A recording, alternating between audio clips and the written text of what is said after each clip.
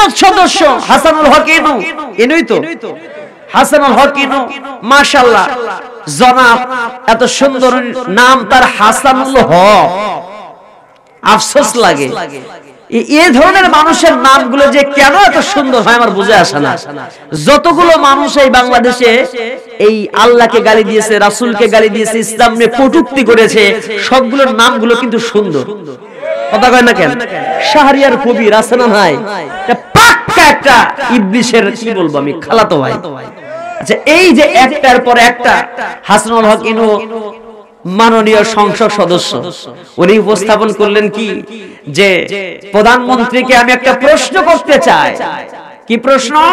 এই মাত্র আমি কিছুক্ষণ আগে মঞ্চটার আগে দেখলাম, আমি প্রধানমন্ত্রীকে প্রশ্ন করতে চাই, বাংলাদেশে লালন শিল্পী, লালন সংস্কৃতি বাংলাদেশের একটা অতি ঐতিহ্য, জোরে কর নাউজুবিল্লাহ, বাংলাদেশের জন্য একটা ঐতিহ্য, এই ঐতিহ্যকে ধরে রাখার জন্য প্রধানমন্ত্রীর পদক্ষেপ নেওয়া দরকার, গুরুত্বপূর্ণ পদক্ষেপ নেওয়া দরকার, এই লালন শিল্পী যেন বাংলার জমিন থেকে নষ্ট না হয়। চিন্তা করতে পারেন আপনি?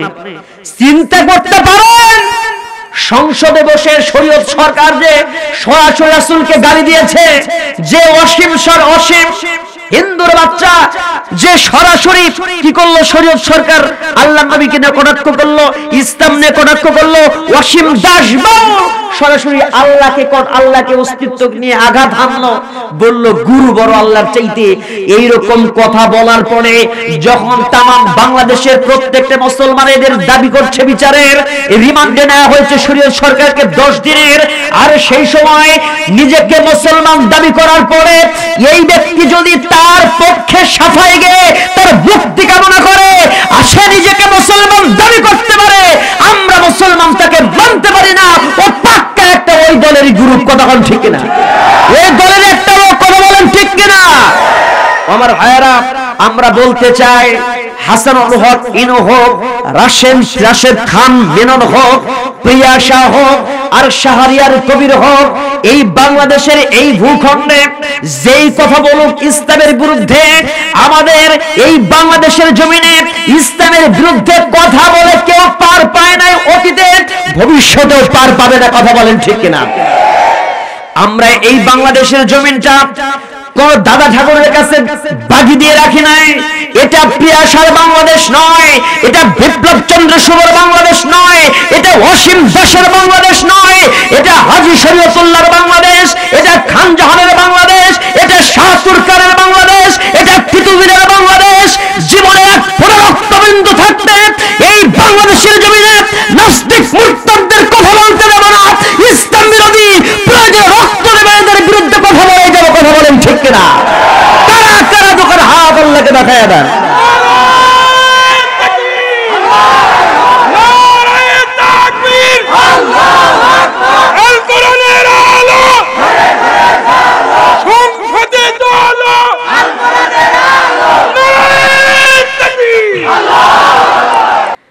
আমাদের মুমিনদের মা উম্মুল মুমিনিন আম্মা জান হযরতে আয়েশা সিদ্দিকা রাদিয়াল্লাহু তাআলা আনহা, ওনার ঘরে রাসূল করিম সাল্লাল্লাহু আলাইহি ওয়াসাল্লাম অবস্থান করলেন কিছুক্ষণ, এরপরে বিদায় নিয়ে ঘর থেকে বেরিয়ে গেলেন।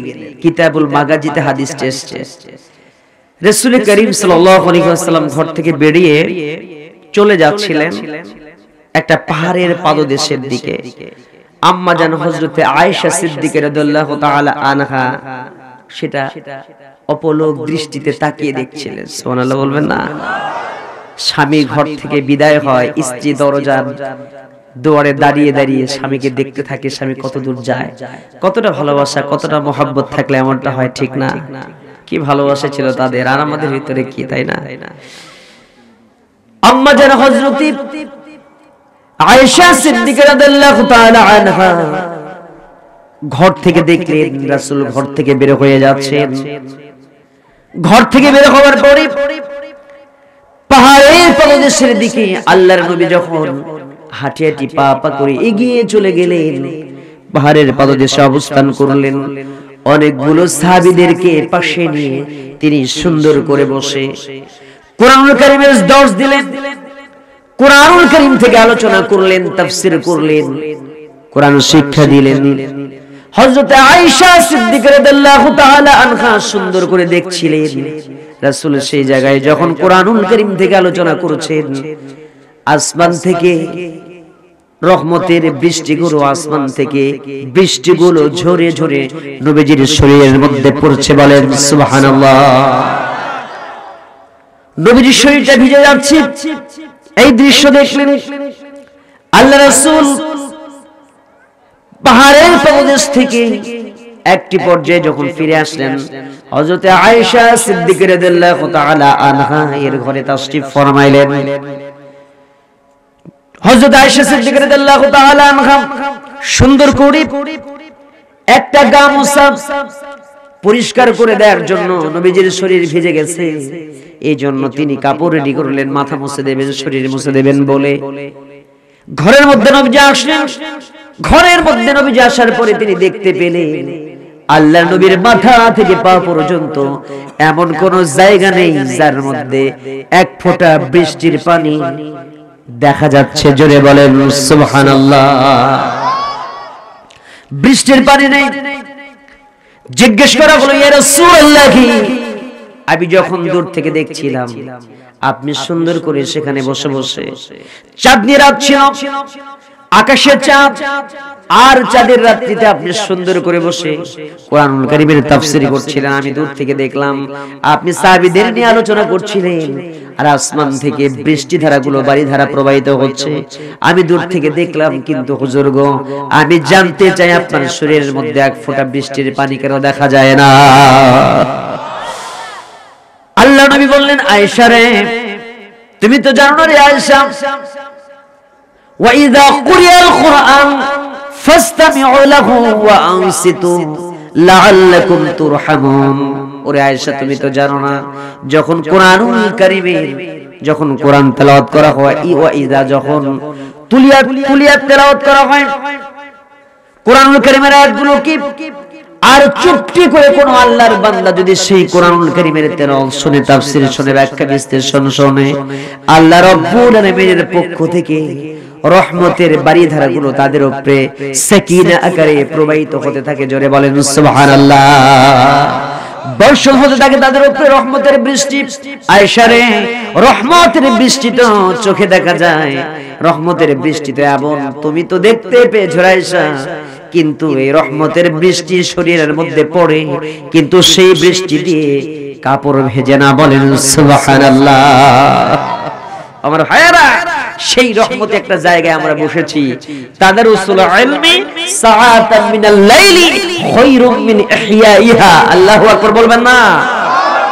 কিছু সময় কোরআনুল কারীমের দর্স হলে পড়ে সারা রাত জেগে জেগে নফল নামাজ পড়বে, এতে যে পরিমাণ সওয়াব, তার চেয়ে বেশি সওয়াব আল্লাহ তাকে দেবেন কোরআনুল কারীম নিয়ে গবেষণা করলে, কিছু সময় কোরআনকে দিলে, কোরআনের দর্স করলে। সুবহানাল্লাহ বলবেন না? আমার ভাইয়েরা, সেই মজলিসে আমরা বসেছি। রাসূল করিম সাল্লাল্লাহু আলাইহি ওয়াসাল্লাম দেখতে পেলেন দুইটা মজলিস। ভালো করে খেয়াল করেন। একটা মজলিসে সুবহানাল্লাহ আলহামদুলিল্লাহ জিকির হচ্ছে, আর একটা মজলিসে কোরআনুল কারীম নিয়ে আলোচনা হচ্ছে, কোরআনের দর্স হচ্ছে, কোরআন নিয়ে আলোচনা হচ্ছে। জিবরাইল বললেন, ইয়া রাসূলুল্লাহ, আপনি এই মজলিসে বসে যান যেই মজলিসে কোরআনুল কারীমের দর্স হয়। সুবহানাল্লাহ বলবেন না?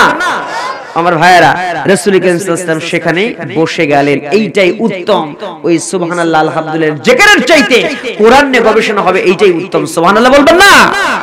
আরেকটা হাদিসে রাসূল করিম সাল্লাল্লাহু আলাইহি ওয়াসাল্লাম দেখতে পেলেন, রাসূল বলছেন, একটা গাছ ঝাঁকি দেয়া হলো, গাছের পাতাগুলো ঝরে পড়লো। এই যে এই সময়টা, যে সময় আমরা অবস্থান করি, শীতের দিনে গাছ ঝাঁকি দিলে পাতা পড়ে না? পাতা পড়ে যায়। আল্লাহ নবী বলেন, যদি কোনো মানুষ সুন্দর করে কোরআনুল কারীম শুনে, চুপটি করে বসে থেকে শুনে, তাহলে তার অন্তরটা মোমের মতো নরম হয়ে যায়, আর তার জীবন থেকে গাছের পাতার মতো করে গুনাহগুলোকে আল্লাহ ঝরিয়ে দেয়। একটু জোরে বলেন না সুবহানাল্লাহ। আমার ভাইয়েরা, কিন্তু আজকে সেই রহমতি মাহফিল, সেই বরকতি পবিত্র মাহফিল গুলোকে বানচাল করে দেওয়ার জন্য এক শ্রেণীর নাস্তিক মুরতাদ আছে না নাই? কথা বলেন আছে না নাই? আফসোস, পরিতাপের বিষয়, আমরা আলেম ওলামা যখন কোরআনুল কারীম থেকে হক কথাগুলো বলা হয়, কোরআনুল কারীমের তাফসীর যখন করা হয়, মানুষকে আল্লাহর পথে ডাকা হয়, এই পথে হাজারো প্রতিবন্ধকতা, বক্তাকে মঞ্চে এসে থ্রেট পর্যন্ত করা হয়, আছে না নাই? অথচ আজকে আমরা যেই এলাকাতে যেই জনপদে বসবাস করি, এই জনপদের নাম সুজলা সুফলা শস্য শ্যামলা মোদের বাংলাদেশ। জোরে বলেন ঠিক কিনা?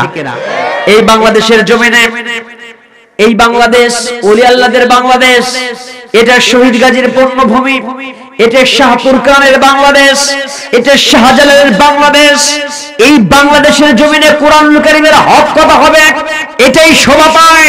কিন্তু আমরা বারবার দেখতে পেয়েছি, যখন পিয়াসার মতো কুলাঙ্গারের দেশদ্রোহী কথা বলে, বিপ্লব চন্দ্র শুভরা ইসলাম বিধ্বংসী কথা বলে, রাসূলকে গালি দেয়, তখন তাদের বিপক্ষে মামলা হয় না। হক কথা বললে আলেম ওলামাদেরকে নিয়ে জেল হাজতে করা হয়। কথা কোন ঠিক কিনা? আমরা বলতে চাই, রিসেন্ট আপডেট, রিসেন্ট একটা ঘটনা শোনেন। অসীম বাউল, একজন হিন্দু, এক বাউল, একটার পর একটা এই বাংলাদেশের জমিনে একটার পর একটা ভাইরাল টপিক চলে আসছে।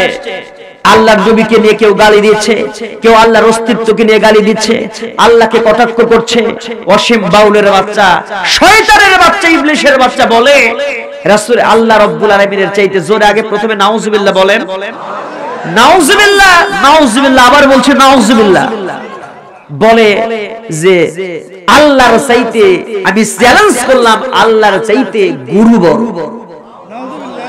ওরে যদি পাইতাম, ওরে নিয়ে জুতার বাড়ি দিতাম, রিমান্ডে, একেবারে আজীবন রিমান্ডে নিতাম। কথা কয় না কেন? আল্লাহর চাইতে যদি বলে গুরু বড়, এরকে ছেড়ে দেওয়া যায়? কয়েকদিন আগে শরীয়ত সরকার রাসূলকে, রাসূলের নাম নিয়ে কটাক্ষ করলো, চ্যালেঞ্জ করলো। কি? 50 লক্ষ টাকা জননেত্রী, গভর্নমেন্টের প্রধানমন্ত্রী জননেত্রী শেখ হাসিনাকে আমি ওয়েলকাম জানাই, এই জন্য যে তাকে কমপক্ষে গ্রেফতার করে বিচারের আওতায় আনা হয়েছে, ঠিক কিনা? কিন্তু এই বিচারও চায় না কিছু ইনু মিনুর দল, আছে না নাই? আজকে সংসদ ভবন উপস্থাপন করা হয়েছে কয়েকটা হিজড়া, ঠিক লম্বা লম্বা চুল, বাউল শিল্পী, কয়েকটা হিজড়া মিছিল করছে, শরীয়ত সরকারের মুক্তি দাও, শরীয়ত সরকারের মুক্তি দাও, আছে না নাই? আচ্ছা, ইনু মিনু